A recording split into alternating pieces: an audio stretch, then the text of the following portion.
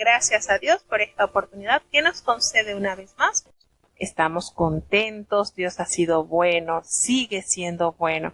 Y para este día vamos a iniciar la lectura en la epístola del apóstol Pablo a los Colosenses. Hoy la comenzamos y hoy la terminamos.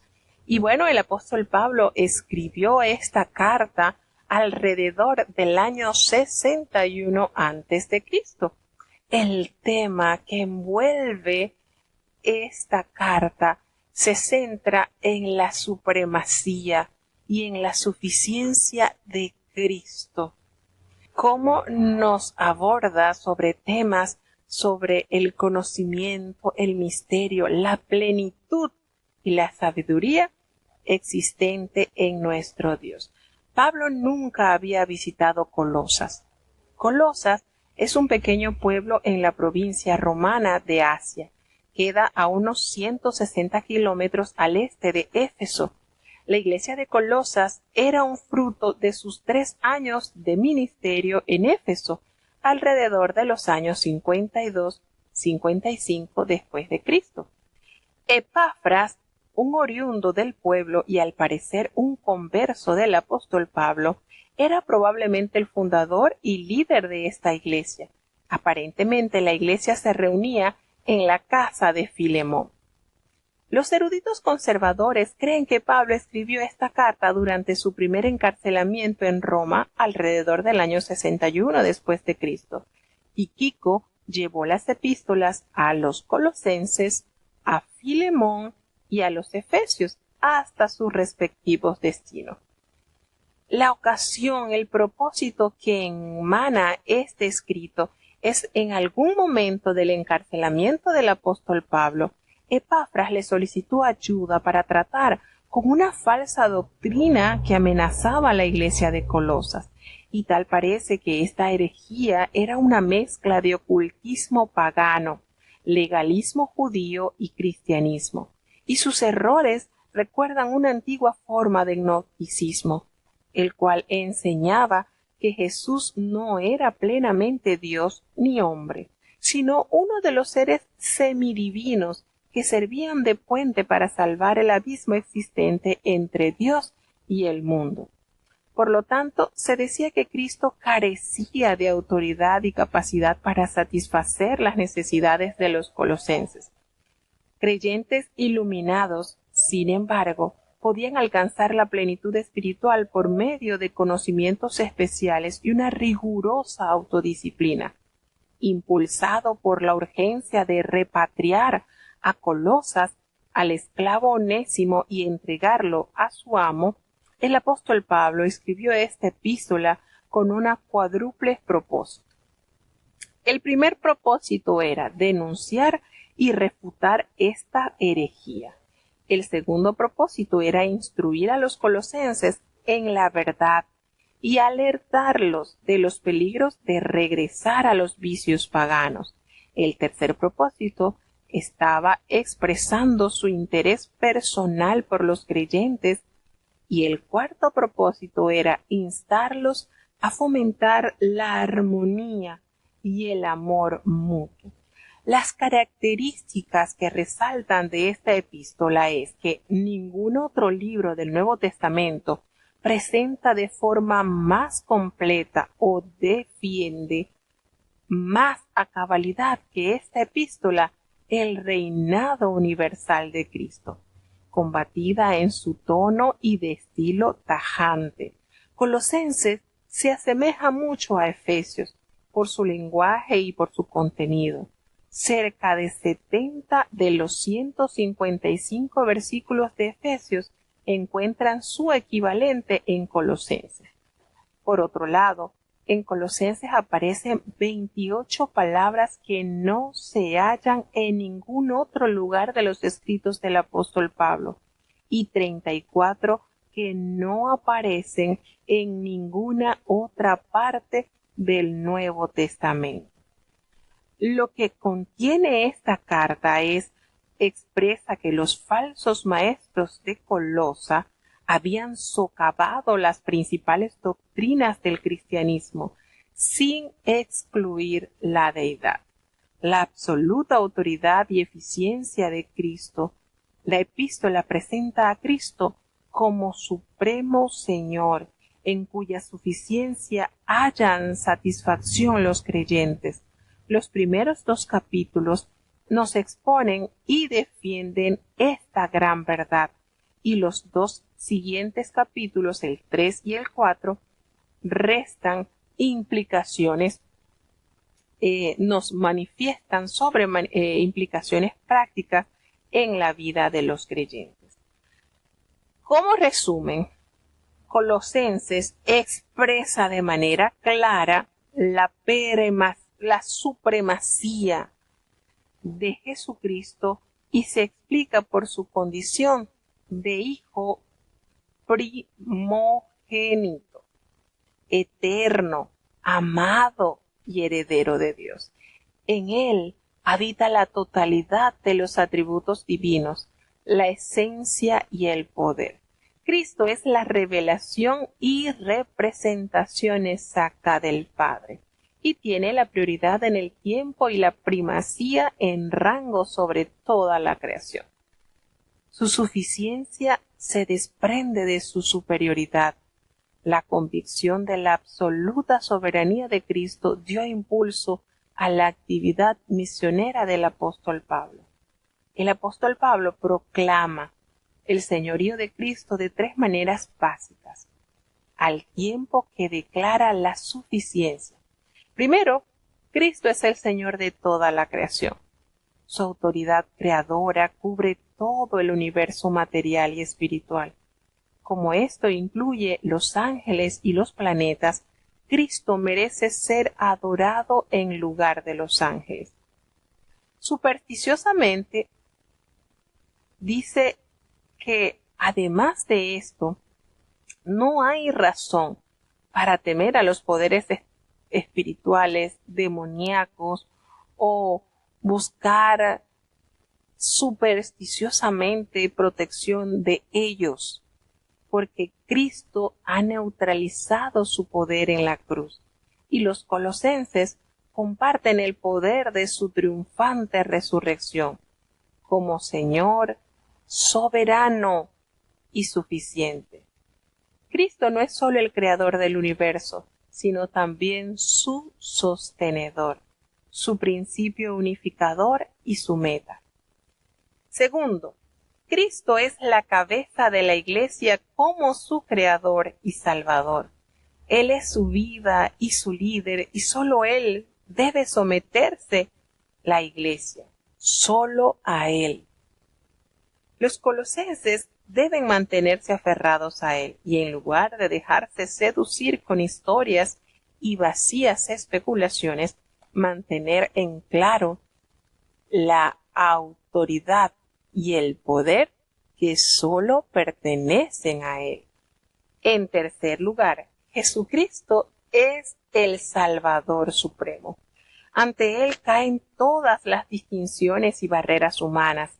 Él ha hecho de todos los cristianos una sola familia, en la que todos los miembros son iguales en el perdón y la adopción. Y Él es el único que importa, el primero y el último. Por lo tanto, al contrario de lo que dice la herejía, no se necesitan calificaciones o requerimientos especiales para experimentar el favor de Dios. Los capítulos 3 y 4 tratan las implicaciones prácticas de la fe en Cristo para la vida cotidiana de los colosenses. El uso por parte de Pablo del apóstol Señor 9 veces en el capítulo 3 indica que la supremacía de Cristo toca todos los aspectos de su relación y actividades. Nos damos cuenta entonces que debido a que en esta época en que se escribe esta epístola, estamos hablando del primer siglo después de Cristo, es una época de pluralismo religioso y sincretismo.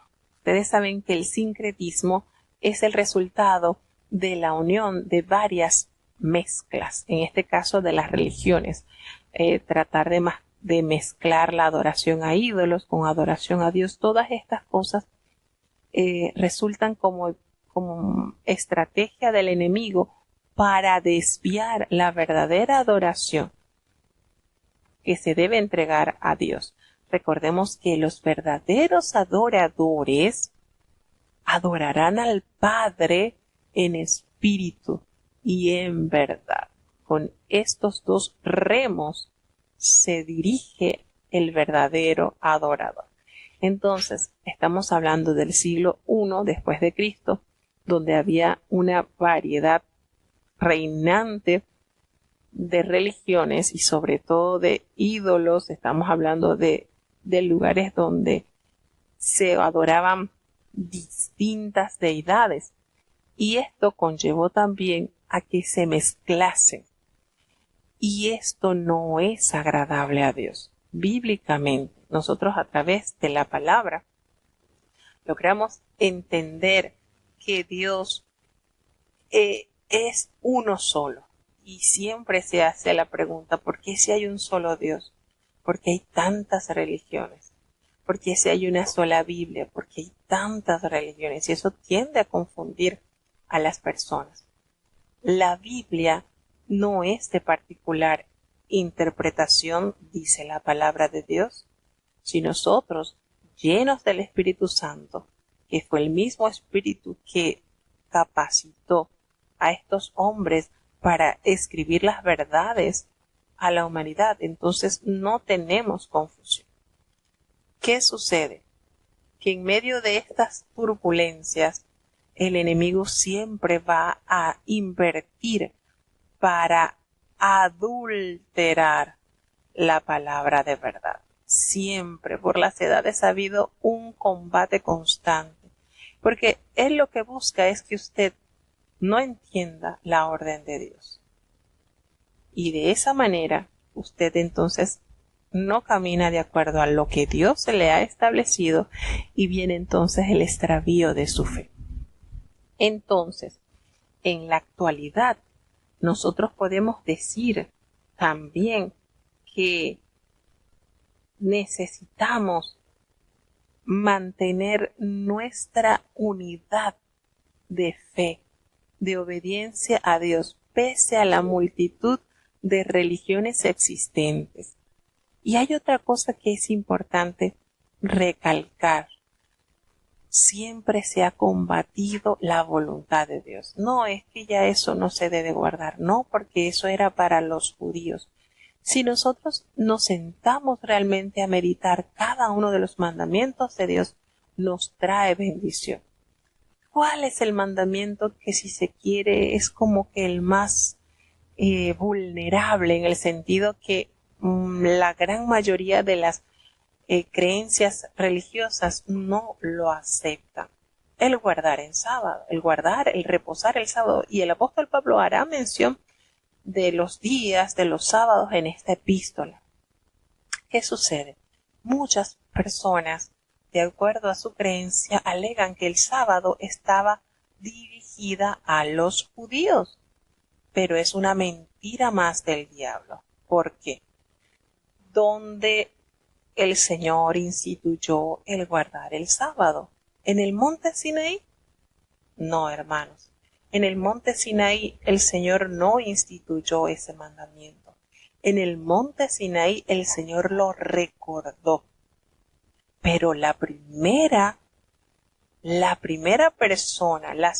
personas que recibieron este mandamiento estaban representando a la humanidad, que era Adán y Eva. Allí no había judío, allí no había griego, allí no había latino. Era la humanidad plena, estaba representado por este matrimonio. Y precisamente a ellos el Señor les ordenó. Y ese mandamiento no abarca solamente a la nación judía. Mucho cuidado con corrientes y con religiones que distorsionan, porque la función del enemigo es: te vas a salvar con el evangelio más barato. Sigue viviendo tu forma, tú sencillamente ama a Dios, confiesa con tu boca y eres salvo. Cuidadito. Dios busca vendrá a buscar a su iglesia sin manchas, sin arrugas y sin cosas semejantes. Entonces, esa desobediencia, esa interpretación personal crea en nuestras vestiduras manchas, arrugas que no son aceptables y no las debe usar el pueblo santo del Señor. Colosenses capítulo 1. Pablo, apóstol de Jesucristo por la voluntad de Dios, y el hermano Timoteo, a los santos y hermanas fieles en Cristo que están en Colosas, gracia y paz a vosotros de Dios Padre nuestro y del Señor Jesucristo. Damos gracias al Dios y Padre del Señor nuestro Jesucristo, siempre orando por vosotros, habiendo oído vuestra fe en Cristo Jesús y el amor que tenéis a todos los santos, a causa de la esperanza que os está guardada en los cielos, de la cual habéis oído ya por la palabra verdadera del Evangelio, el cual ha llegado hasta vosotros, como por todo el mundo, y fructifica y crece, como también en vosotros, desde el día que oísteis y conocisteis la gracia de Dios en verdad, como habéis aprendido de Epafras, nuestro consiervo amado, el cual es un fiel ministro de Cristo a favor vuestro, el cual también nos ha declarado vuestro amor en el Espíritu, por lo cual también nosotros, desde el día que lo oímos, no cesamos de orar por vosotros, y de pedir que seáis llenos del conocimiento de su voluntad, en toda sabiduría y espiritual inteligencia, para que andéis como es digno del Señor, agradándole en todo, fructificando en toda buena obra, y creciendo en el conocimiento de Dios, corroboradoras de toda fortaleza, conforme a la potencia de su gloria, para toda tolerancia y largura de ánimo con gozo, dando gracias al Padre que nos hizo aptos para participar de la suerte de los santos en luz, que nos ha librado de la potestad de las tinieblas y trasladado al reino de su amado Hijo, en el cual tenemos redención por su sangre, la remisión de pecados, el cual es la imagen del Dios invisible, el primogénito de toda criatura, porque por él fueron criadas todas las cosas que están en los cielos y que están en la tierra, visibles e invisibles, sean tronos, sean dominios, sean principados, sean potestades. Todo fue criado por él y para él, y él es antes de todas las cosas, y por él todas las cosas subsisten, y él es la cabeza del cuerpo que es la Iglesia, el que es el principio, el primogénito de los muertos, para que en todo tenga el primado, por cuanto agradó al Padre que en él habitase toda plenitud, y por él reconciliar todas las cosas así, pacificando por la sangre de su cruz, así lo que está en la tierra como lo que está en los cielos. A vosotros también, que erais en otro tiempo extraños y enemigos de ánimo en malas obras, ahora empero os ha reconciliado en el cuerpo de su carne por medio de muerte, para haceros santos y sin mancha e irreprensibles delante de él. Si empero permanecéis fundados y firmes en la fe, y sin moveros de la esperanza del Evangelio que habéis oído, el cual es predicado a toda criatura que está debajo del cielo, del cual yo, Pablo, soy hecho ministro, que ahora me gozo en lo que padezco por vosotros, y cumplo en mi carne lo que falta de las aflicciones de Cristo por su cuerpo, que es la Iglesia, de la cual soy hecho ministro, según la dispensación de Dios que me fue dada en orden a vosotros, para que cumpla la palabra de Dios, a saber, el misterio que había estado oculto desde los siglos y edades, mas ahora ha sido manifestado a sus santos, a los cuales quiso Dios hacer notorias las riquezas de la gloria de este misterio entre los gentiles, que es en Cristo en vosotros la esperanza de gloria, el cual nosotros anunciamos, amonestando a todo hombre y enseñando en toda sabiduría, para que presentemos a todo hombre perfecto en Cristo Jesús, en lo cual aún trabajo, combatiendo según la operación de él, la cual obra en mí poderosamente. Bueno, como pueden notar, el himno que compartimos está inspirado en este capítulo 1 de Colosenses. ¿Lo habían notado? Qué lindo, ¿verdad? Hay algo especial en las alabanzas, en los himnos que se componen con su base en la palabra de Dios. Qué hermoso. Tienen una eficiencia espiritual tremenda. Qué hermoso es esa capacidad que Dios le otorgó al hombre de poderle adorar, de poderle cantar. Pero imagínense usando la misma inspiración de Dios que es la palabra. Qué hermoso. Bueno, precioso este capítulo donde inicia el apóstol Pablo. Recordemos que el apóstol Pablo no conocía esta iglesia. El apóstol Pablo no visitó Colosa, pero el solo hecho de saber que en este lugar había llegado el evangelio por medio de este gran siervo de Dios, por mano de Epafras, que fue un colaborador también del apóstol Pablo, podemos decir que la iglesia de Colosa fue alimentada por un creyente que el apóstol Pablo instruyó.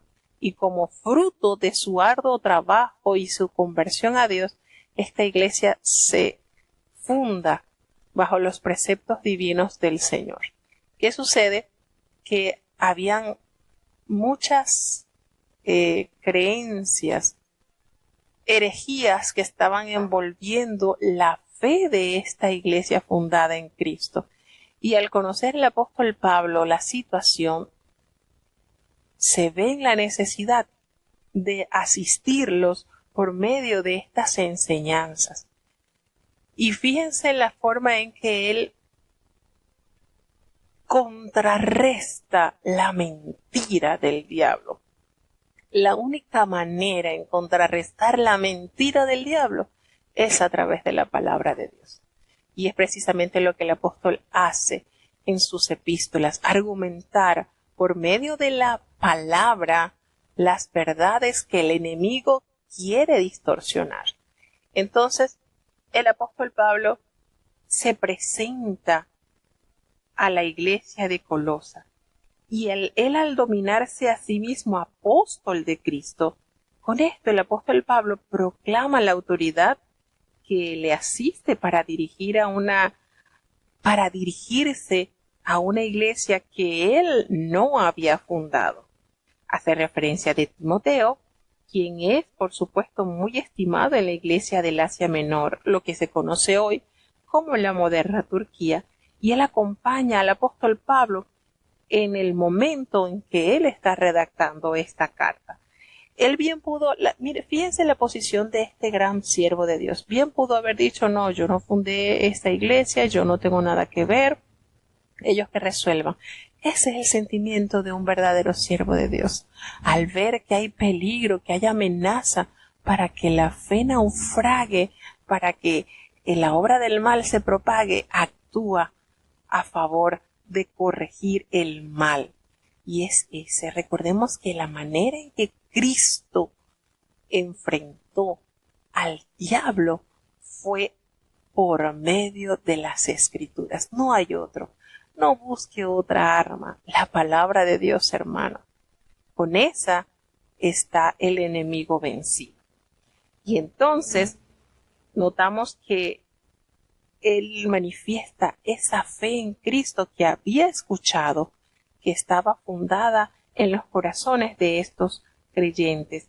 Y les dice, hemos orado, siempre oramos por ustedes y damos gracias a Dios Padre, el Padre de nuestro Señor Jesucristo, que hemos oído de esta fe que ustedes tienen en Cristo, de ese amor que han manifestado a todos los santos. Fíjense la manera en que el apóstol Pablo resalta la fortaleza de esta iglesia. Y estos versículos confirman lo genuino de la fe de los colosenses. El apóstol Pablo elogia la fidelidad con que Epafras predica el puro evangelio apostólico y refleja el verdadero afecto que siente el apóstol Pablo por estos creyentes.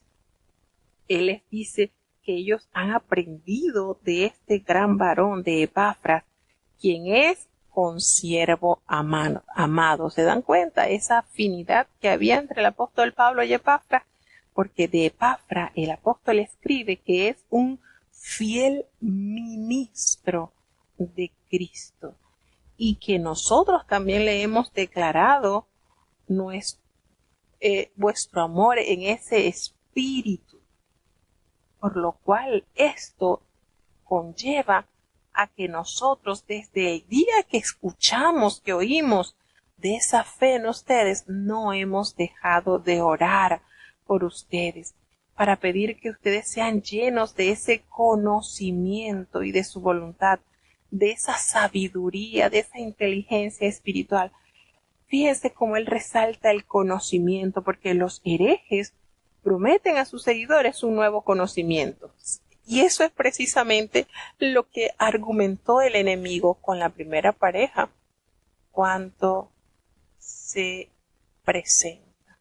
No, ese no es la verdad. Ustedes no van a morir si ustedes prueban de este fruto. Y es precisamente, siempre ha sido la estrategia del enemigo, tratar de distorsionar la voz de Dios en nuestros sentidos. Y entonces los herejes, siempre tratando de destruir la obra de Dios. Entonces, el apóstol Pablo ora para que los colosenses reciban la plenitud y se mantengan bajo la potestad del más completo y el más claro conocimiento de la voluntad de Dios.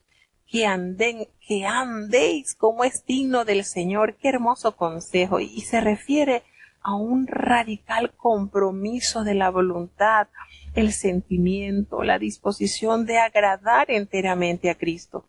Tal forma de andar se caracteriza por la plenitud de nuestros frutos, el crecimiento en el conocimiento divino, poder de lo alto, gratitud. En esto se manifiesta que estamos direccionándonos en la manera que el Señor lo espera de nosotros. Y Él, por su mucho amor con que nos ha dado, con que nos ha amado, Él nos ha librado de la potestad de las tinieblas y nos ha trasladado al reino de su amado Hijo. Nos ha hecho aptos. Imagínense, esto quiere decir, esto significa en primer lugar hacer a alguien competente o suficiente y en segundo lugar encargar, autorizar, acreditar, así como Dios honró a Israel dándole a Canaán como su asentamiento terrenal, así el Señor ha honrado a cada miembro de la Iglesia con la posibilidad de recibir la herencia en la Canaán espiritual.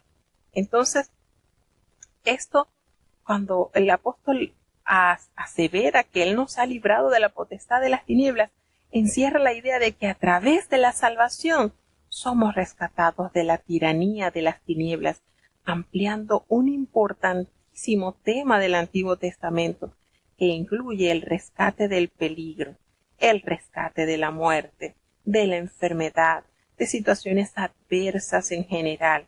Y este rescate abarca tanto la actual como la futura liberación en el mundo por venir. Nos ha trasladado, se refiere a que nos ha deportado, nos ha transferido de soldados o población capturados de un país a otro.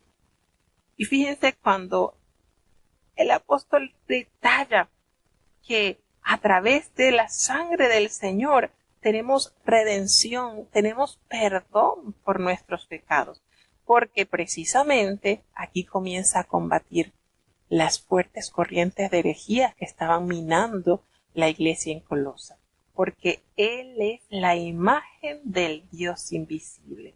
Él es el primogénito de toda creación. La palabra utilizada aquí significa una revelación, una expresión exacta, y Jesús es llamado acá primogénito, y un título que se refiere a su preeminente posición y no al momento en que ocurre su nacimiento físico. Entre los judíos, el hijo primogénito, recordemos, que tenía privilegios y responsabilidades especiales. ¿Cuáles eran esas ventajas? Heredaban el liderazgo de la familia y aparte de eso tenían como herencia doble porción de legado familiar tras la muerte de su padre. Entonces, para dar fehaciente prueba del papel de Jesús como el primogénito de toda la creación, el apóstol Pablo le llama el mediador, el agente y la meta de todas las cosas creadas. Y esto lo lleva también a proclamar su autoridad sobre todos los poderes cósmicos malignos, quienes también están sujetos de la creación y cayeron de su estado original. Y el punto de referencia del apóstol Pablo para argumentar este tema se encuentra precisamente en el capítulo 1 del libro de Génesis. Tal cual va expresando que por él, ante él, todas las cosas en él subsisten. Esto significa, el Señor es el que sostiene, el que mantiene las cosas de acuerdo a su función con la cual fueron creados. Y es verdad, cuando usted comienza a estudiar a través de la ciencia las funciones, el equilibrio de la naturaleza, es sorprendente. Sencillamente llegamos a la conclusión que una mente sobrenatural organizó todo al punto que se mueve cada cosa, cada esfera, cada célula, todo lo que existe en la Tierra. Esto es increíble. Y la palabra lo confirma. Entonces, Cristo, como el principio sostenedor y unificador del universo, está latente en la vida de la humanidad, del mundo entero. Y fíjense que por cuanto agradó al Padre que en él habitase toda plenitud. Y esto se usa 8 veces en Colosenses y alrededor de 17 en el Nuevo Testamento, la palabra plenitud, que tiene una variedad de significados muy grande. En este campo se traduce un término de carácter técnico que los falsos maestros probablemente empleaban para referirse a la totalidad de los intermediarios o semidivinos entre Dios y el ser humano. Y el apóstol Pablo depura esta palabra y la emplea para describir la suma total de los atributos divinos que residen en Cristo y para mostrar su papel del único individuo mediador. Fíjense cómo el apóstol Pablo abarca inmediatamente el punto, la necesidad que requiere ser fortalecida a través de la palabra de Dios en esta congregación. ¿Con qué se contrarresta el mal? Con el bien, con la verdad de Cristo. Entonces, él comienza a decir que por medio de él, el Señor reconcilia todas las cosas, todas las que están en la tierra como las que están en el cielo. Y él ha hecho la paz mediante su sangre vertida en la cruz. La humanidad quedó separada de Dios debido al pecado y no tenía una ofrenda aceptable que satisfaciera la demanda de la naturaleza santa de Dios. Por tal motivo Dios envió a Cristo para proveer un sacrificio aceptable por el pecado, y esto permitió establecer un lazo de unión con todos aquellos que recibieron a aquel que proveyó los medios para que todas las criaturas pudiéramos reconciliarnos con él. El libro de Levíticos nos declara que no puede haber perdón sin derramamiento de sangre, porque el pecado quita la vida. Entonces se requiere que la vida pague las deudas del pecado. Jesucristo ofreció vida divina por medio de su sangre para satisfacer todas las deudas del pecado de los seres humanos y así poder restaurar la paz del pacto entre Dios y los hombres. Entonces, Recordemos que la ruinosa consecuencia del pecado ha sido universal y perversa y nos ha alejado de Dios y de la voluntad de Él. Entonces, la muerte de Cristo restauró la armonía que una vez existió entre Dios y su creación. Si nosotros en verdad permanecemos fundados y firmes en la fe, en esa verdad, no es una expresión de duda, sino de confianza. Y el apóstol Pablo confiaba que los colosenses no negarían su fe.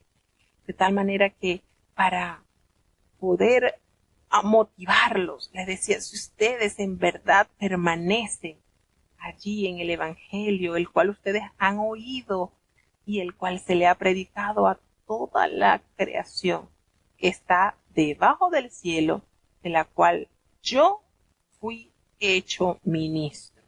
Entonces el apóstol Pablo no considera el sufrimiento, aquí él hace él le escribe algo que nos hace pensar que el sacrificio de Cristo quedó inconcluso cuando él dice, ahora me gozo en lo que padezco por vosotros y cumplo en mi carne lo que falta de las aflicciones de Cristo. El apóstol Pablo considera el sufrimiento vicario de Cristo como insuficiente. No lo considera. El apóstol Pablo no considera el sufrimiento de Cristo como insuficiencia, como que si no es suficiente, ni su propio sufrimiento como poseedor de algún valor redentor. En lugar de ello, para él el sufrimiento del sacrificio de Cristo ha pasado, y su propio sufrimiento es un gozoso, es el propio gozo para él. Entonces, la preeminencia de Cristo está abordada en este capítulo de manera trascendental. ¿Por qué? Porque el Señor el apóstol Pablo expresa de que es un gozoso privilegio, porque, bueno, lo identifica con su Señor, y su Señor es identificado con su iglesia. ¿Cuál es el destino? El destino de Cristo fue sufrir, y a través de este sufrimiento y de este sacrificio compró, reconcilió a la humanidad para tener la paz y la salvación. Entonces, el destino aquí, a riesgo de enfrentar peligros de todo tipo y de la pérdida del bienestar personal, el apóstol está consciente y cumple con su responsabilidad de dispensar el misterio de Dios entre los gentiles y ese secreto ya revelado sobre la redentora obra de Cristo. Entonces, no, con este versículo que él dice que él sufre en la carne lo que falta, no está diciendo que el sacrificio de Cristo no bastó, no. Él está consciente que para llevar esta verdad se tiene que padecer dificultades y está dispuesto a invertir, porque el apóstol Pablo ve esto como una inversión para beneficio de las almas que lleguen a entender y aceptar el plan glorioso de verdad. Entonces, bajo estos términos, él está dispuesto a seguir invirtiendo en las riquezas para el fortalecimiento de su pueblo. Y en Cristo es la expresión que el apóstol Pablo usa más frecuentemente para designar el nuevo potencial de vida que ofrece el Evangelio. El término Mesías, que quiere decir Cristo, es en su condición de rey, claramente coloca al creyente en la esfera de todos los que representan e implican el concepto de la realeza. Entonces, la gente ya no necesita ser gobernada para su carnalidad o el dominio de la carne o controlada por el mal, por el diablo. Cuando somos liberados, esto es, cuando somos transferidos a un nuevo reino, los individuos pueden conocer el gozo de una relación con Dios a través del poder de la cruz y reanudar sus vidas sometiéndose a la voluntad del Señor a través del glorioso poder del Espíritu Santo. Por esto mismo, vivir en el reino de Dios trae consigo una doble esperanza, la vida eterna con Cristo y la promesa de gracia para comenzar una nueva vida. Y de ahí que en Cristo designa la nueva vida que debe vivirse en beneficio y gracias. El poder del Rey Jesús, quien ha traído vida e inmortalidad por medio de este precioso evangelio. Por eso el apóstol Pablo expresa de manera clara la supremacía y la eficiencia que conllevó el sacrificio perfecto del Hijo de Dios. No fue un corderito, el cordero inmolado, sin mancha, el que quita el pecado del mundo. Seguimos avanzando. Colosenses capítulo 2. Porque quiero que sepáis cuán gran solicitud tengo por vosotros, y por los que están en la Odisea, y por todos los que nunca vieron mi rostro en carne, para que sean confortados según sus corazones, unidos en amor, y en todas riquezas de cumplido entendimiento para conocer el misterio de Dios, y del Padre, y de Cristo, en el cual están escondidos todos los tesoros de sabiduría y conocimiento. Y esto digo, para que nadie os engañe con palabras persuasivas. Porque aunque estoy ausente con el cuerpo, no obstante, con el espíritu estoy con vosotros, gozándome y mirando vuestro concierto y la firmeza de vuestra fe en Cristo.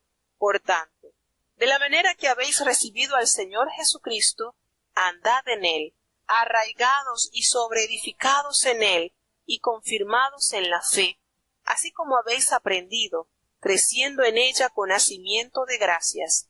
Mirad que ninguno os engañe por filosofías y vanas sutilezas, según las tradiciones de los hombres, conforme a los elementos del mundo y no según Cristo, porque en él habita toda la plenitud de la divinidad corporalmente, y en él estáis cumplidos, el cual es la cabeza de todo principado y potestad, en el cual también sois circuncidados de circuncisión no hecha con manos, con el despojamiento del cuerpo de los pecados de la carne, en la circuncisión de Cristo, sepultados juntamente con él en lo bautismo, en el cual también resucitaréis con él por la fe de la operación de Dios que le levantó de los muertos, y a vosotros, estando muertos en pecados y en la circuncisión de vuestra carne, os vivificó juntamente con él, perdonándoos todos los pecados, trayendo la cédula de los ritos que nos era contraria,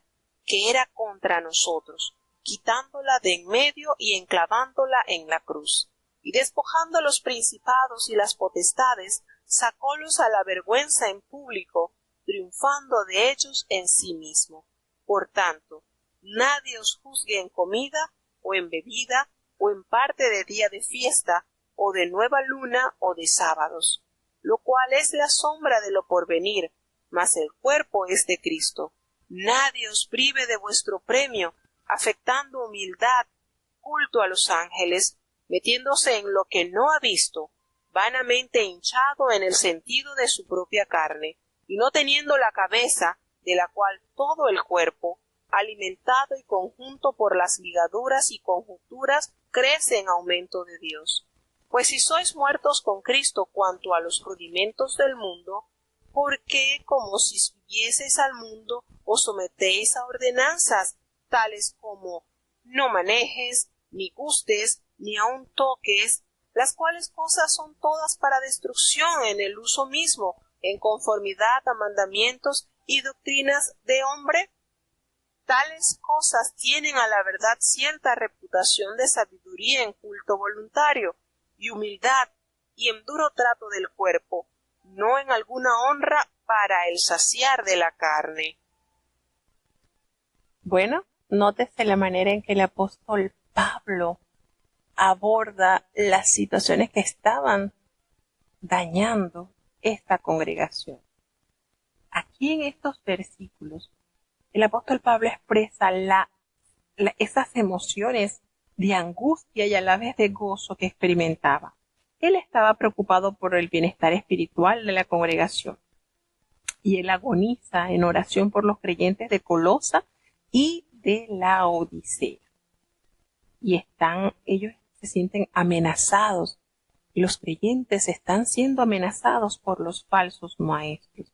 Y el énfasis de su oración descansa en que mantengan esa unidad en la batalla contra la herejía y el pleno reconocimiento de su suficiencia en Cristo. Y por el otro lado, pues, se muestra gozoso porque los colosenses se mantienen firmes en sus posiciones con su atención puesta exclusivamente en Cristo. Entonces, es una cosa aterradora. Y usted dirá, esto era en la época, en el siglo I. No, esto sigue presente. ¿Cuántas personas quieren hacerte distorsionar lo que el Señor ha revelado a su pueblo? ¿Cuántas personas quieren hacerte turbar, sacarte del camino de la santidad? No, debemos mantener esa postura firme, esas estratagemas humanas, esos pensamientos, esas cosas que no están basadas en la palabra de Dios, no podemos abrazar. Entonces, ¿qué nos expresa el apóstol Pablo? Que en el Señor están escondidos todos los tesoros de la sabiduría y del conocimiento. Qué lindo, ¿verdad? Qué hermoso saber que esos tesoros los tiene el Señor allí en su palabra. Por eso que todo hombre, ¿verdad?, saca de su tesoro, saca de la palabra cuántas cosas y cuántas riquezas que nos permiten fundarnos y arraigarnos cada día más en el Señor. Y Él les dice, miren, y esto yo se lo estoy diciendo para que nadie los engañe con estas palabras persuasivas. Fíjense la astucia del enemigo. Porque es cierto, el apóstol Pablo dice, yo estoy ausente en cuerpo, pero en espíritu yo estoy con ustedes y yo me gozo mirando ese orden, esa firmeza que ustedes han mantenido en Cristo. Por eso, yo he entendido que han recibido a Cristo y de esa manera deben permanecer en Él, deben andar en Él, arraigados. Me encanta esta expresión, arraigados y sobreedificados en Él. Y de esa manera confirmando esa fe, como ustedes han sido enseñados, que abunden en acciones de gracia, y donde los herejes prometen a través de medios dudosos progresos espirituales en los que Cristo es relegado a un segundo plano, y negando los principios básicos del cristianismo, el apóstol Pablo llama a los colosenses a tornarse a Cristo. Y el progreso en la fe consiste en profundizar, no en descartar las verdades cristianas fundamentales. Los de los falsos maestros llaman iluminación cristianismo liberador. El apóstol Pablo los denomina los rudimentos del mundo. Entonces, estas corrientes contrarrestaban la verdadera fe en Cristo. Fue enfrentada por este gran siervo de Dios. Y les decía que estuviesen así, arraigados, y que no se dejaran engañar por medio de estas filosofías huecas, sutiles, según las tradiciones de los hombres, según los rudimentos del hombre, porque sencillamente no aprovecha en nada. ¿Qué es lo que tienen que estar ellos permaneciendo siempre? En la plenitud del Señor, porque ustedes están completos en Cristo, porque Él es la cabeza de todo principado y de toda potestad, porque en Él fuisteis circuncidados con circuncisión, pero expresa, no la que es hecha de mano, no. Cuando ustedes echan de vosotros todo este pecado, todas estas prácticas que realizabas antes de conocer a Cristo, estás despojando tu corazón de esas maldades. Y entonces la circuncisión se hace en el corazón, no en el cuerpo, como lo tenían establecidos. Porque en él, y fíjense cómo dice, la circuncisión de Cristo, sepultados con él en el bautismo, en el cual también fuisteis resucitados con él. Y fíjense lo bonito y la importancia del bautismo, hermanos. Nosotros somos sepultados en él, y eso simboliza cuando somos sumergidos en las aguas del bautismo. Pero a la vez hay promesa así de levantarnos de los muertos, como nos levantamos del agua una vez que estamos sumergidos. ¿Qué importancia es el bautismo haciéndolo con el sentido que el Señor lo ha manifestado y lo ha enseñado? Entonces, al contrario de los que postulan las falsas doctrinas, la salvación no se recibía por gracia a la observancia de las ceremonias, y esto era lo que estaba contrarrestando el apóstol. La salvación no es por practicar ritos, y aquí hace énfasis el apóstol Pablo sobre los ritos, sobre mandamientos de hombre, no los mandamientos de Dios, y lo aclara de una manera hermosa cuando expresa que ha sido nosotros al morir, al ser bautizados, estamos también resucitando con él mediante esa fe en el poder el cual Dios mostró levantando a Jesucristo también de los muertos. Y nosotros, y les expresa el apóstol, que ustedes estaban muertos en pecado, en la incircuncisión de vuestra carne. Allí el Señor les dio vida con Jesús, perdonándoles todos los pecados, y con esto anulando, rayendo el acta de los decretos que había contra nosotros, que nos era contrario, quitándolo en medio y clavándola en la cruz. Entonces, muchos argumentan de estos capítulos que con esto el Señor clavó en la cruz la ley moral. La ley moral no tiene vencimiento. Imagínense, la ley moral. Entonces, muchas instituciones que consideran algunos mandamientos.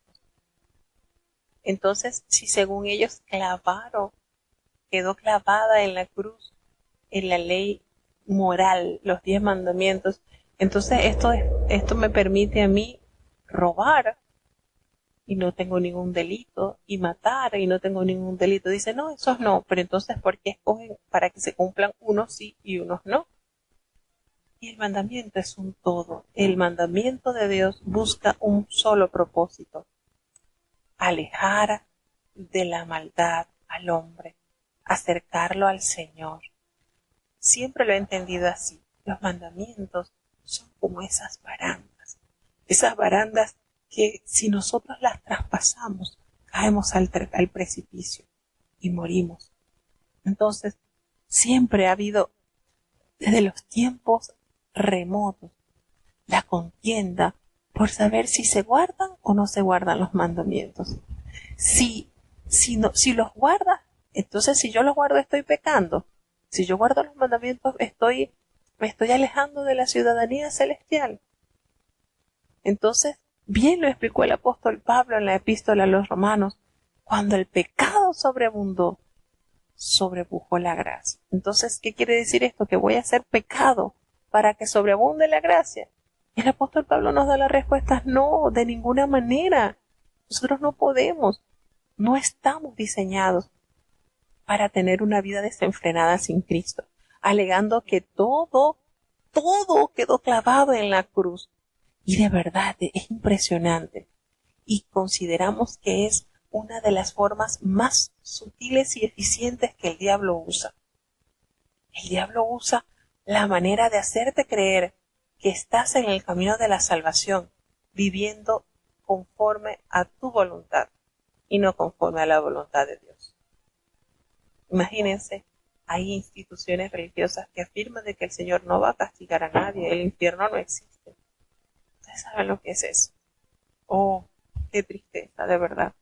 Cuando la palabra de Dios nos argumenta que todos compareceremos ante el tribunal del Señor y a cada quien recibirá su justo juicio, los de vida eterna para vida eterna y los de condenación eterna irán a condenación eterna. Entonces, la palabra de Dios nos alega el futuro de tu alma. Tú decides en qué postura te vas a mantener. No, yo no guardo los mandamientos porque eso ya el Señor lo pagó. Ay, y entonces, si eso fuese así, ¿dónde queda el último libro de la Biblia, que es Apocalipsis? Ese capítulo donde nos hace referencia a los que han permanecido en el Señor a través de la fe y los mandamientos de Dios. Y volvemos y aclaramos, no son los mandamientos los que me salvan, es el sacrificio de Cristo en la cruz. Esto es, hermano, de esta manera así. En el libro de Apocalipsis, en el capítulo 14, versículo 12, nos dice, aquí está la paciencia de los santos, los que guardan los mandamientos de Dios. Diría los mandamientos de Dios o la fe. Si tú guardas los mandamientos, estás bien. Y si guardas la fe, estás bien. Entonces diría los mandamientos de Dios o la fe, ¿verdad? No. Fíjense que están unidos los mandamientos de Dios y la fe. Y entonces esto es, hermanos, vamos a entenderlo un poquito así para no alargarnos tanto. Esto es que el Señor, nosotros estábamos enfermos del pecado. El pecado nos mató, nos hirió y nos mató. La cruz de Cristo, la sangre, es la cura a la muerte del hombre, la cura al pecado. Entonces, si Él pagó nuestros pecados muriendo en la cruz, ya yo soy salvo. Entonces, ¿cómo yo voy a volver a tomar el veneno que me mató, que era el pecado? Porque ya Cristo me salvó. Es ilógico, hasta analizando por lógica no tiene coherencia.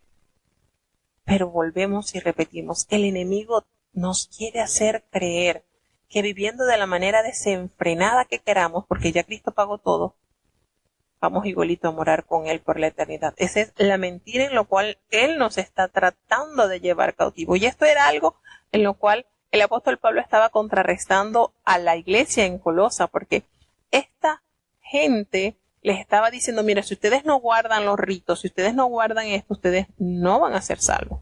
Y el apóstol Pablo le dice, ya va, un momento, la salvación ha sido consumada, ha sido cumplida. Los ritos, todo esto quedó enclavado en la cruz. Cristo hizo ese sacrificio. Recordemos que cuando el hombre pecaba, llevaba ese cordero, ese ovejo, y colocaba la mano sobre la cabeza del animalito y confesaba sus pecados. Y una vez que lo hacía, el animalito era degollado. Con eso estabas pagando la transgresión de tu pecado. Ahora sucede que no necesitas llevar un corderito para pagar cada uno de tus pecados, porque cuando tú pones tu fe en el Señor, confesamos nuestros pecados al Señor, ese sacrificio perfecto que hizo Jesús paga mi pecado. Pero no por eso yo voy a seguir pecando. Entonces, ¿cómo yo voy a seguir tomando el veneno que me mató, que es el pecado? Esto es por lógica. ¿Y cómo cuesta de verdad? Cada uno de los mandamientos nos trae bendición. Y qué difícil es que las personas logren entender que los 10 mandamientos nos trae beneficio. Y es difícil, hermano, porque cuando usted le habla a una persona, mire, estos mandamientos son así, así, así, así. Y la palabra de Dios nos enseña que debemos tener una vida así. No, eso no es así. Eso no. ¿Y cuál es el argumento más repetitivo que ellos alegan? Eso no es para nosotros, eso era para los judíos.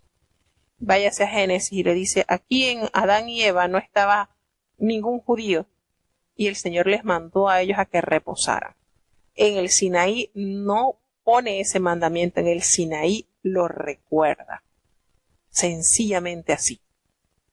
Y para nosotros, el deleitarnos en ese día nos trae beneficio a nuestras almas, cosa que el enemigo no quiere, que usted se someta a la potestad del Señor. ¿Qué nos dice el apóstol Pablo? Resistid al diablo, someteos a él. ¿A quién? Al Señor. Y de vosotros irá. Pero si usted no se somete, si usted no está claro en la verdad suprema de Dios, allí va a tener al enemigo jugando con usted todos los días. Jugandito. Van a estar como gatito con una pelucita. Va a estar jugandito. Pero si usted se somete al Señor, esa resistencia va a ser especial. Entonces, es maravilloso ver los beneficios que nos trae caminar para el Señor. Entonces, él está afirmando acá, el apóstol Pablo les está expresando a la iglesia de Colosa que no se estén estresando por los ritos, por lo que ustedes, miren lo que ustedes están haciendo, que no se preocupen por eso. Cristo ha comprado su salvación. Ustedes lo que tienen es que estar firmes en la verdad que Cristo les ha enseñado. Porque si ustedes han muerto con Cristo en cuanto a todos estos rudimentos del mundo, ¿por qué como si vivieses en el mundo vas a someter a esos preceptos y esas costumbres, esas culturas? Entonces, Él les hace la referencia. Esto no tiene ningún valor. Estos rudimentos no, ustedes lo que tienen es que deleitarse en el Señor. Entonces muchos alegan, no, pero es que el Señor sanaba en sábado. Claro, y es que está permitido hacerlo bueno en sábado. Y no por eso transgredí el sábado. Así de sencillo. Entonces hay muchas cosas, hermano. Vuelvo y digo, el enemigo es tan cochino, pero tan cochino, que quiere hacerle creer a usted que en lo mínimo que usted haga, ya con eso ya usted está salvo. Ni te preocupes porque ya estás salvo, siempre salvo, ¿sí? Lo más lindo de esto, hermanos, es que el Espíritu de Dios da testimonio cómo debemos vivir. Nos enseña a través de su palabra. La palabra de Dios, tanto en el Antiguo como en el Nuevo Testamento, tiene una sola dirección, es unidireccional el camino a la santidad. No hay caminos cortos, no hay senderos, hay un solo camino, y es Cristo. Y Cristo se hizo obediente hasta la muerte. Pero si Cristo nos hubiese dado ejemplo de rebeldía, Él hace lo que le da el ánimo y no se sujeta a la voluntad de Dios. Pero fue obediente hasta la muerte. A nosotros nos conviene ser como Cristo, obedientes. Seguimos avanzando. Colosenses capítulo 3.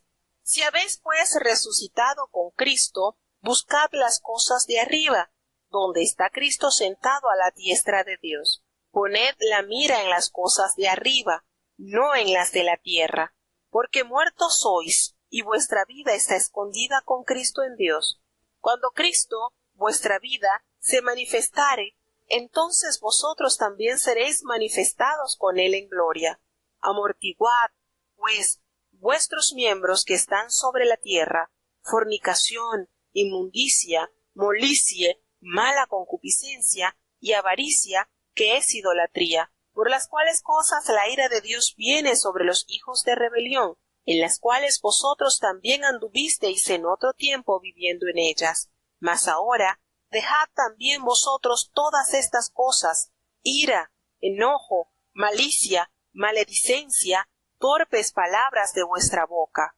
No mintáis los unos a los otros, habiéndoos despojado del viejo hombre con sus hechos, y revestidos del nuevo, el cual por el conocimiento es renovado conforme a la imagen del que lo crió, donde no hay griego ni judío, circuncisión ni incircuncisión, bárbaro ni cita, siervo ni libre, mas Cristo es el todo y en todos.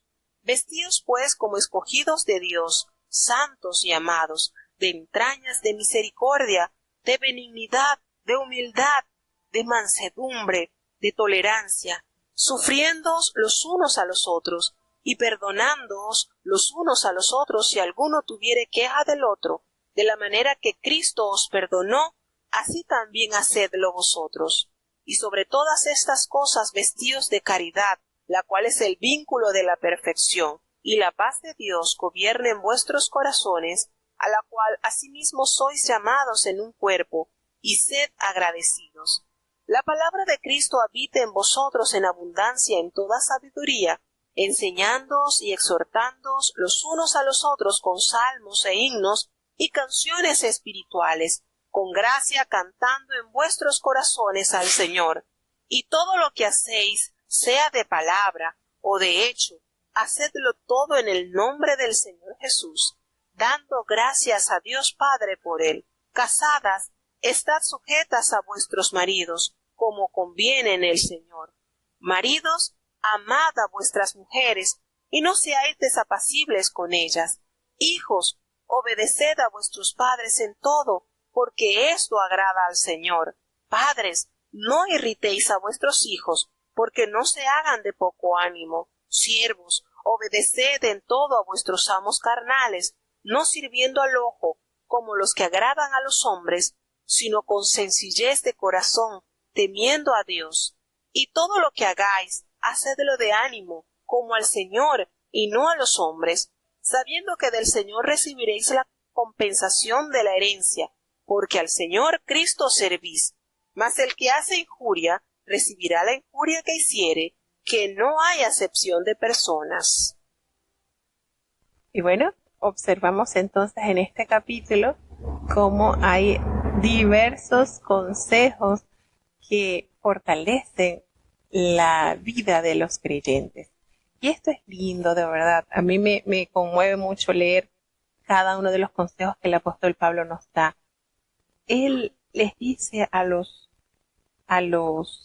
colosenses que era necesario demostrar ese poder transformador del evangelio que ha causado, cuáles han sido los efectos que ha causado en nuestras vidas.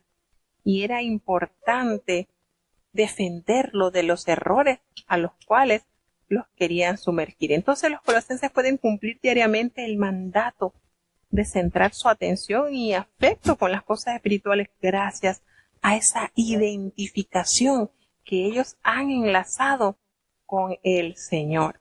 Entonces, ¿por qué? Porque ya al morir ellos al pasado y al estar en el presente, ellos han recibido entonces la esperanza de la resurrección en Cristo Jesús.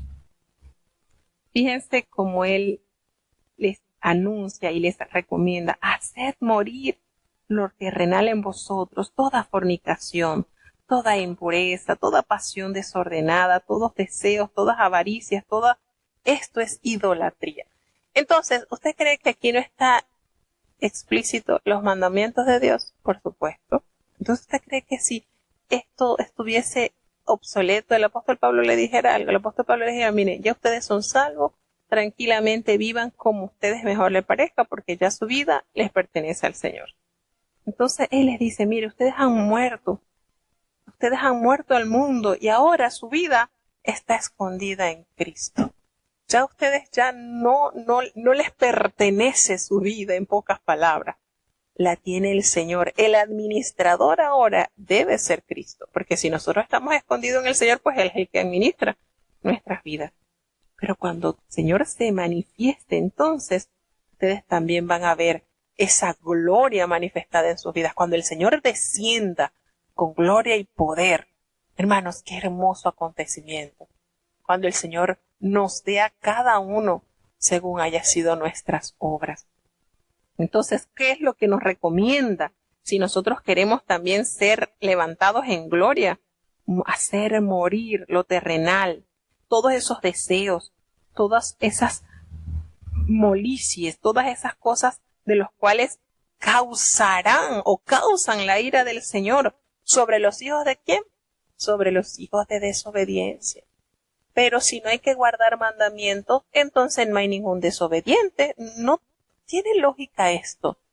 Si no hay que guardar mandamientos, entonces no hay desobediencia. ¿Sí me entiende? Entonces si las demás personas nos dicen: no, pero ya no hay que guardar los mandamientos, entonces Esto que nos está diciendo la palabra de Dios, que la ira del Señor será derramada sobre los hijos de desobediencia. ¿Qué desobediencia si no había que obedecer nada? ¿Se dan cuenta? La palabra de Dios no se contradice. La palabra de Dios es universal. La palabra de Dios es un solo lado. La palabra de Dios no nos distorsiona. Entonces, eso el apóstol Pablo le dice, miren, en otro tiempo ustedes también estuvieron así, en el pecado, en las cosas, pero ahora ya ustedes han dejado todas estas cosas.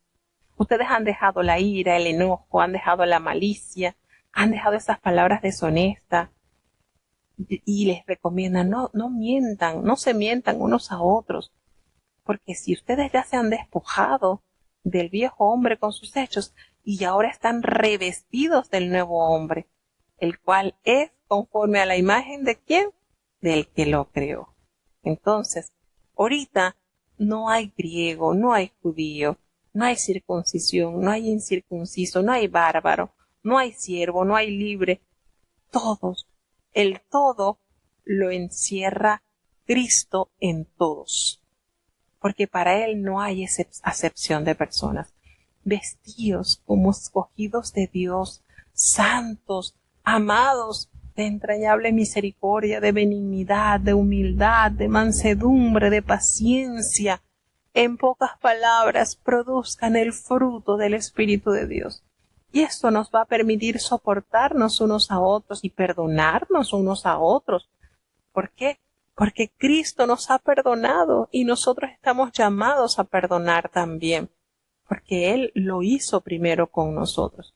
Sobre todo, para que esto pueda realizarse en nuestras vidas, nuestra principal vestidura debe de estar en el amor, porque es el vínculo de la perfección, y esa paz de Dios gobernará entonces en nuestros corazones, porque hemos sido llamados para vivir, para ser un solo cuerpo y ser agradecidos con el Señor.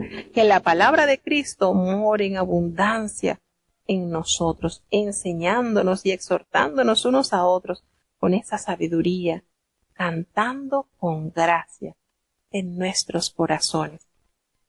¿Con qué? Con salmos, con himnos, con cánticos espirituales. Todo lo que hagamos, sea de palabras, sea de hecho, debemos hacerlo para el Señor. Y qué lindo nos amonesta el apóstol para los hogares, cuando nos dice, casadas estén sujetas a sus maridos, como conviene al Señor, como conviene las que están sirviendo al Señor. Y ahí viene, y esto es hermoso, yo me deleito cada vez que leo esto, porque es que no solamente corrige a las casadas, corrige a los esposos, no solamente corrige a los hijos, corrige a los padres, y esto es lindo. Qué eficiencia tiene la palabra de Dios. Y muchas personas dicen, es que la Biblia es machista, porque no, eso es mentira del diablo, la Biblia no es machista. Maridos, amad a vuestras mujeres y no seáis ásperos con ellas. Qué lindo, ¿verdad? Hijos, obedeced a vuestros padres en todo, porque esto agrada al Señor. Qué lindo, hermanos. Si el Señor se agrada con un hijo que obedece las disciplinas de su padre, ¿cuánto más se agradará el Señor cuando nosotros, sus hijos, obedecemos a sus mandamientos también? Padres, no exasperéis a vuestros hijos, para que no se hagan de doblado ánimo, para que no se desalienten. ¿Se dan cuenta cómo la palabra de Dios es tan hermosa, hermano? Corta para los dos lados. Siervos, obedeced en todo a vuestros amos, a estos que conocen en la tierra. No sirvan al ojo, como aquellos que quieren agradar al Señor, no. Háganlo con un corazón sincero, como los que sirven al Señor, temiendo al Señor. Todo lo que hagan, háganlo de corazón, como si se lo estuviesen haciendo al Señor y no a los hombres, sabiendo que del Señor vamos a recibir la recompensa y esa herencia, porque el que hace injusticia va a recibir la injusticia que hiciere, pero recordemos que en el Señor no hay acepción de personas. Entonces, lo más hermoso que el Señor nos hace referencia es a tener esa vida plena, llena. Hermanos, ¿cuánto beneficio nos hace aplicar las verdades de la Biblia en nuestras vidas? ¿Cuánto bien nos hace tratar con cuidado, con respeto a nuestros hijos? Pero tenemos que hacer también bastante peso en nuestros hijos. Yo se los he explicado, el mandamiento no dice honra a tu hijo y a tu hija. El mandamiento dice honra a tu padre y a tu madre. Nosotros debemos de criarlos según la ciencia de Dios, con disciplina, con amonestación, exhortándolos, amándolos, no exasperándolos, para que esto no cause en ellos algo que no sea de beneficio. Entonces, cuánto bien nos hace la palabra de Dios poner cada uno de sus consejos en nuestras vidas. Seguimos avanzando. Colosenses capítulo 4. Amos, haced lo que es justo y derecho con vuestros siervos, sabiendo que también vosotros tenéis amo en los cielos. Perseverad en oración, velando en ella con hacimiento de gracias, orando también juntamente por nosotros, que el Señor nos abra la puerta de la palabra, para hablar el misterio de Cristo, por el cual aún estoy preso, para que lo manifieste como me conviene hablar. Andad en sabiduría para con los extraños, redimiendo el tiempo. Sea vuestra palabra siempre con gracia, sazonada con sal, para que sepáis cómo os conviene responder a cada uno. Todos mis negocios os hará saber Tíquico, hermano amado y fiel ministro y consiervo en el Señor, el cual os he enviado a esto mismo, para que entienda vuestros negocios y consuele vuestros corazones, con Onésimo, amado y fiel hermano, el cual es de vosotros. Todo lo que acá pasa os harán saber. Aristarco, mi compañero en la prisión, os saluda, y Marcos, el sobrino de Bernabé, acerca del cual habéis recibido mandamientos, si fuere a vosotros, recibidle. Y Jesús, el que se llama Justo, los cuales son de la circuncisión. Estos solos son los que me ayudan en el reino de Dios y me han sido consuelo. Os saluda Epafras, el cual es de vosotros, siervo de Cristo, siempre solícito por vosotros en oraciones, para que estéis firmes, perfectos y cumplidos en todo lo que Dios quiere. Porque le doy testimonio que tiene gran celo por vosotros, y por lo que están en la Odisea, y los que en Hierápolis. Os saluda Lucas, el médico amado, y Demas.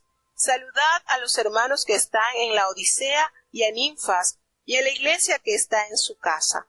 Y cuando esta carta fuere leída entre vosotros, haced que también sea leída en la iglesia de los laodicenses, y la de la Odisea que la leáis también vosotros. Y decid a Arquipo, mira que cumplas el ministerio que has recibido del Señor. La salutación de mi mano, de Pablo. Acordaos de mis prisiones. La gracia sea con vosotros. Amén. Enviada con Tico y Onésimo. Bueno, llegamos entonces al último capítulo de esta preciosa epístola. Consejos que debemos procurar aplicar en nuestras vidas. Amos, haced lo que es justo y recto con vuestros siervos. ¿Por qué? Porque ustedes también tienen un amo en los cielos. Y volvemos y reiteramos, la palabra de Dios corta para ambos lados. Corrige a los siervos, pero también exhorta a los amos. Y es cierto, tenemos un amo en el cielo, quien es el que debe recibir toda honra y toda gloria. Las gracias del cristiano. En estos versículos el apóstol Pablo señala 3 ingredientes que deben caracterizar la relación y la responsabilidad de los colosenses con el mundo no cristiano. ¿Cuáles son esos? La oración perseverante, un estilo de vida discreto y de servicio diligente, y por supuesto un lenguaje edificante y lleno de gracia.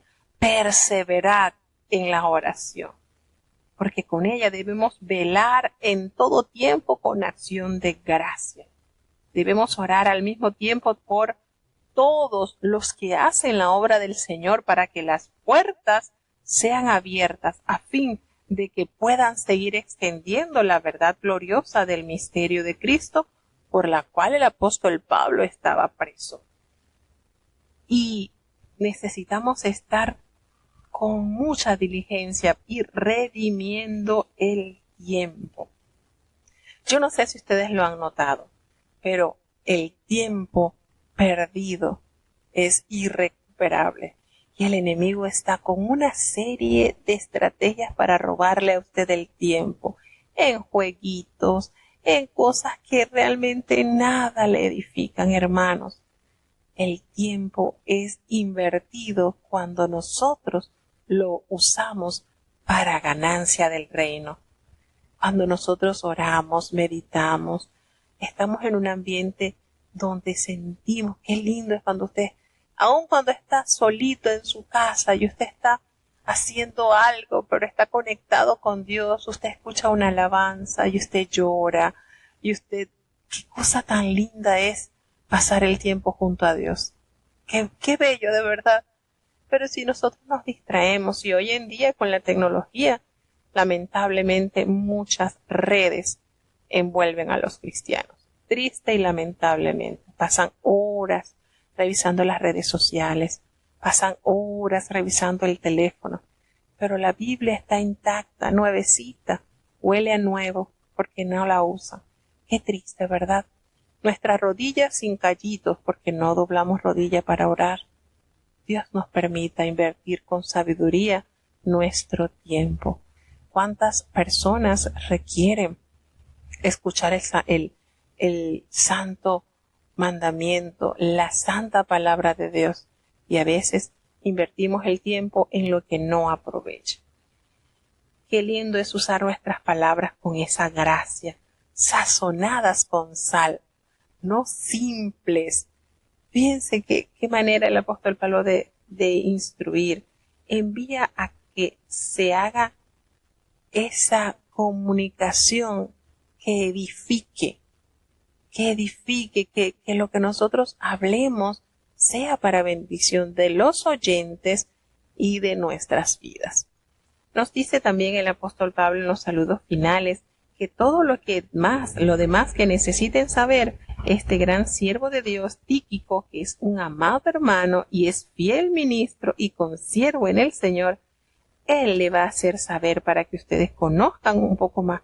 A mí me encanta leer las despedidas del apóstol Pablo. No sé si ustedes le prestan atención. A mí me encanta cómo él hace referencia a las funciones que ejercen los hermanos colaboradores en el ministerio. Qué lindo cuando él hace referencia a fiel colaborador, ministro de Cristo, santo. Qué lindo es eso.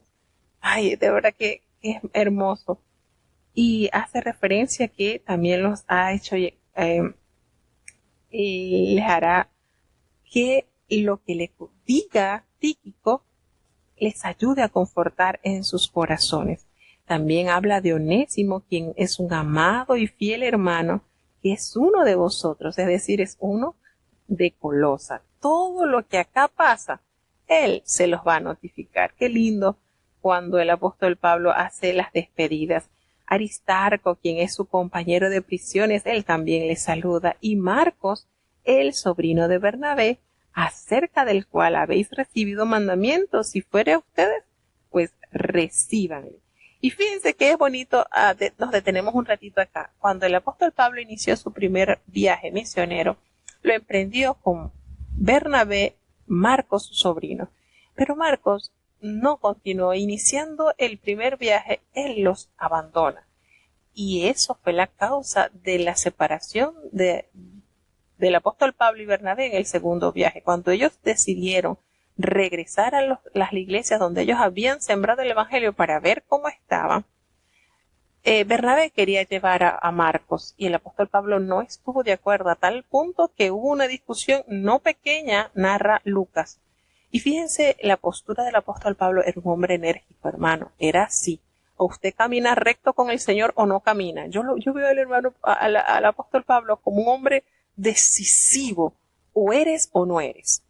Y esto produjo la separación de ellos, a tal punto que el apóstol Pablo toma a Silas y emprende el viaje, y entonces Bernabé se va con Marcos a otro lugar. Sin embargo, aquí notamos que algo tuvo que haber pasado en el trayecto.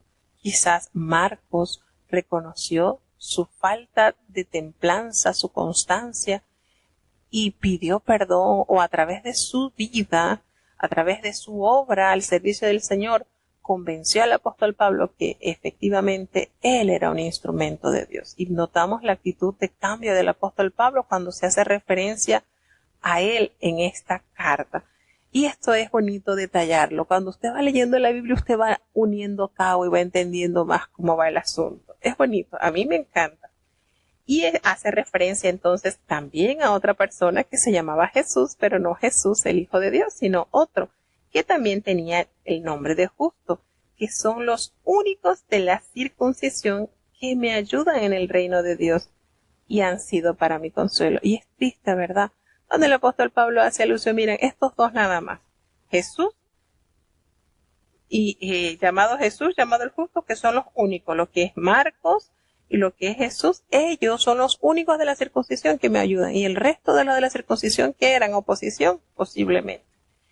Y Epafras le saluda también, él es uno de vosotros y es siervo de Cristo, que siempre está rogando encarecidamente por ustedes en sus oraciones, con el concepto de que ustedes permanezcan firmes, perfectos, completos en todo lo que Dios quiere en sus vidas. Por él, porque de él doy testimonio de quien tiene gran solicitud por vosotros. Él está testificando la preocupación y el anhelo de Epafras de que esta iglesia sea fuerte en la fe y permanezca con mucha resistencia ante los ataques y los embates del mal. Y entonces aquí a través de esta carta nos damos cuenta que efectivamente el apóstol Pablo le escribió a la iglesia de la Odisea. Cabe destacar que también la iglesia de la Odisea se menciona en Apocalipsis en el capítulo 3, que también le es enviado una carta. Y el apóstol Pablo les da la recomendación que la carta que él le envió a la Odisea la lean allí en Colosas, y la que él envió para Colosa también la lean en la Odisea. Nunca se supo el paradero de esta carta, pero nosotros sabemos que si no está es porque Dios, pues, sencillamente en su autoridad y en su dominio, pues, no quería que se supiera lo que estaba escrito, porque no hay casualidad. Todo lo que está en la palabra de Dios es lo que Dios quería que nosotros aprendiéramos. Y así de sencillito no podemos especular qué estaba escrito en la carta de la Odisea, porque no la tenemos. Y hace referencia entonces a, y yo no sé si ustedes han notado, pero en el versículo 17 el apóstol Pablo le da una recomendación a Arquipo, y esta recomendación es para nosotros también. Mira, digan que cumpla, decida Arquipo, mira que cumpla el ministerio que has recibido en el Señor. ¿Qué consejo le da Arquipo, verdad? Cuidadoso el apóstol Pablo de todo el buen funcionamiento en los miembros del cuerpo de Cristo, por supuesto que sí. Y hace entonces la salutación de su propia mano, a lo cual le pide a ellos, a esta congregación, que lo tenga presente, pues él está en prisión. Gracias a Dios, porque todo lo que Dios nos enseña a través de su palabra es para nuestra completa edificación. Acordémonos, hermanos, del ministerio que Dios ha puesto en nuestras manos para edificación del cuerpo de Cristo. Y usted dirá, no, yo no ejerzo ningún cargo. Sí, el principal que usted tiene es el de guardar su vida de la inmundicia del pecado, y el segundo, su familia, todos los que están a su entorno, llevar la palabra reveladora que cambia y transforma la vida del hombre en un futuro ciudadano de la patria celestial. Así que tenemos mucho que compartir de las verdades de Cristo. Bueno, hasta aquí llegamos entonces.